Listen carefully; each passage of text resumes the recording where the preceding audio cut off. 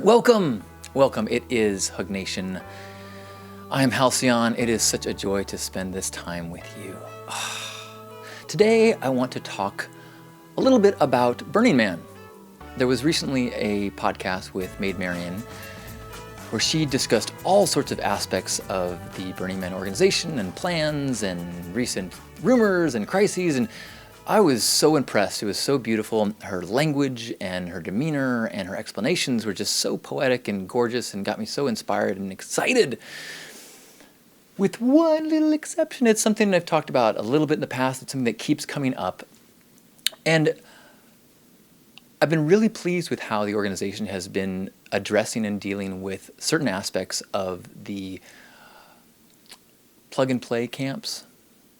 The concern, as some people simply pay a lot of money to show up and be treated to a high-end exclusive experience on the playa, almost like you show up for a tour, like a safari, and you get to watch the animals run around, and they supply you with all of your gear, and it's not quite the level of participation that allows the experience to be so transformative. But that's not really what I have a huge issue with. There's a specific aspect that I'm struggling with, which is that of paid labor on playa. Maid Marion said that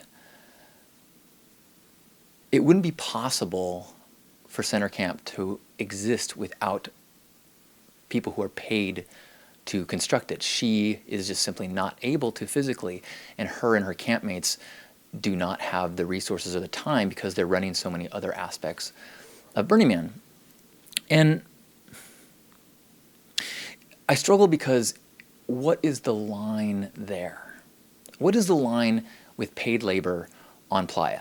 Now, I'm not saying that we should not have professionals doing things. There is an absolute need with the growth of Burning Man to have vendors and suppliers and people who empty the porta potties and who bring in water for big theme camps and who supply ice and who the people that water down the roads, and we have law enforcement and we have emergency services who are professionals, and there's this certain aspect of employees, people who are not participants. They are paid vendors and employees who are on playa in the role of worker.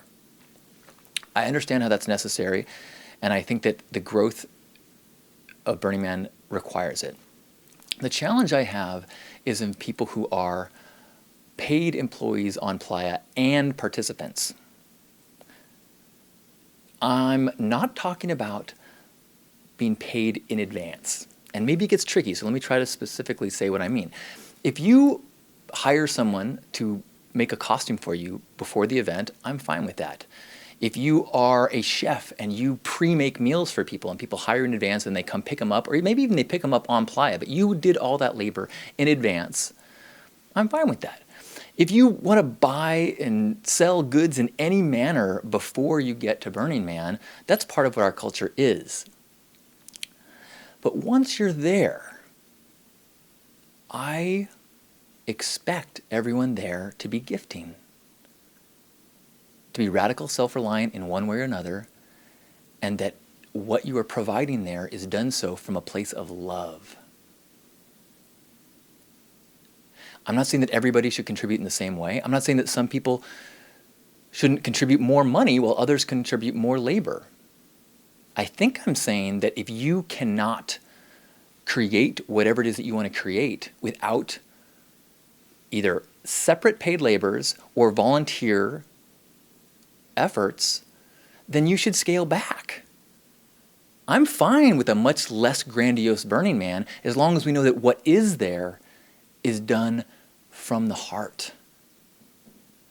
The thing that was the most profoundly mind-blowing for me is when first day at Burning Man, and I saw the scale of it, which you can never be prepared for, and I was like, whoa! And the people who I knew there, I could not grasp. I'm like, who makes this stuff? Well, participants. Well, who pays the participants? Nobody. So, and that shift that happens when you realize the people who are toiling and sweating and spending their time that they could be having fun, working and volunteering and laboring to build the city, are no different than me. That is what make the shift for me. And many people, that's what go, oh my gosh, I want to contribute. I want to give back. I want to be a part of this. There's all sorts of ways that people and labor is needed in advance. I totally understand that the DPW needs to be compensated for all the time they spend in advance building the city. And I understand there's tons of roles like that. But once we have this category of paid labor and participant, someone who is, some of the things they're doing there, they're being paid to do, and some of the things they're doing there, they're having fun and enjoying the event. Then you have this separate category of person, pro burner. And then what makes someone a pro burner and someone else not a pro burner? Is my theme camp good enough that the leadership in my theme camp should get paid? Do I not deserve to be paid for all that I put into Burning Man? And that's when it starts eroding. Because when people get that sand in the ointment, it poisons things. And people go, well, whoa, what kind of a chump am I that I just put all this time gifting to my camp and gifting to the city when the guy who's the chef at that camp got paid to be here? And their camp is cool. There's lots of cool people. I bet if I hung out in their camp, I'd have a blast. And I would be getting paid. Why don't the artists get paid? What is the line? And for me, I don't think we've come out on the right side of this yet. Everyone there is contributing some aspect of their labor as a gift, as volunteerism. And once we make a line of, well, if you do this much, then you get paid for your work, all of a sudden that line gets scary. There are people in my camp, God bless Stilt Ladder.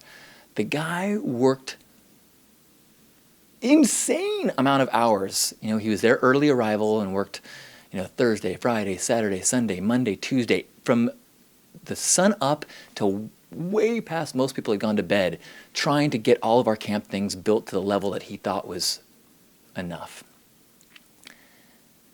Did he get paid? No, but Burning Man and Black Rock City depends on the heroics of people who just gush with love for the city and want to build it and make it and contribute to it. Whether it's at a camp level, whether it's at a tent level, whether it's at a city level. And creating a job for a professional burner within that system makes all those heroes start to feel like chumps. Now,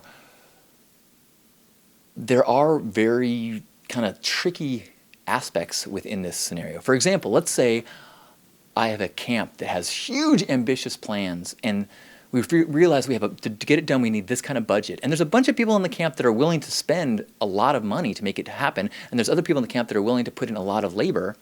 Is it okay to say, make the camp dues $1,000 and some people in the camp get a ticket paid for and get their dues weighed? So in essence get like, you know, a $1,300 stipend?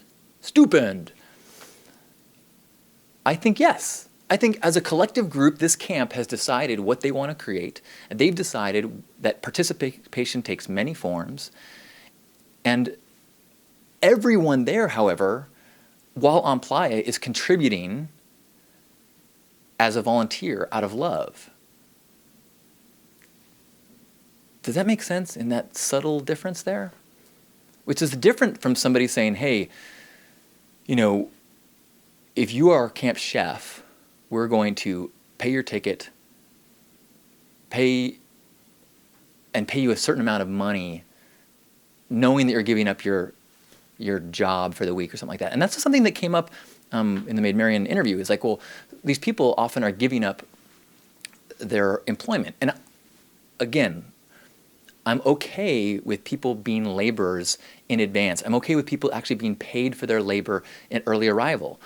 If a camp with massive ambitions has a labor force of paid, electricians and plumbers and engineers that are building as vendors or as employees, as non-participants,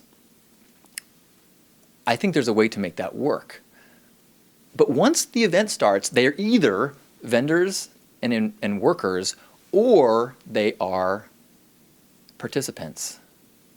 And if that means that some of the camps have to scale down, awesome.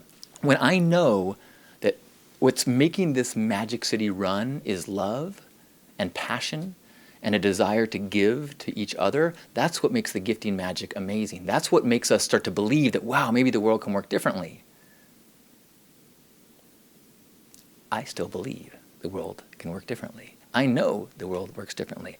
I just want to make sure we kind of clean out the sand in the ointment, clean out this rough patch in our definitions so that we can all go back to knowing that we're all contributing. After every year at Burning Man, I'm involved with a conversation where somebody is frustrated and angry because they feel like some people in our camp didn't participate at the level of others.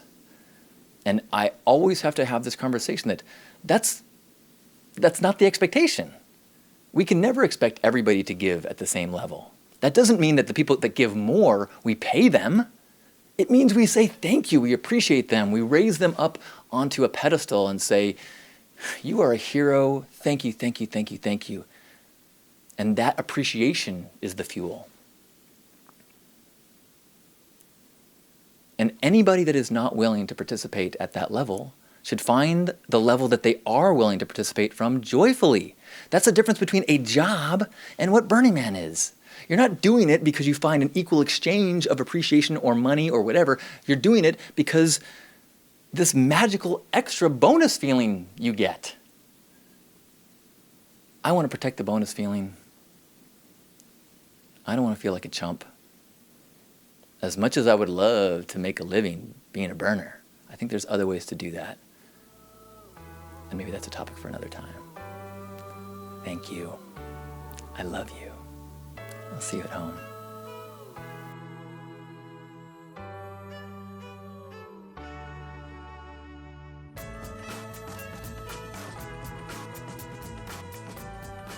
Thank you for being here. Please subscribe to my YouTube channel. Follow me on Facebook. Haunt me from the afterworld. Or just stalk me in the streets.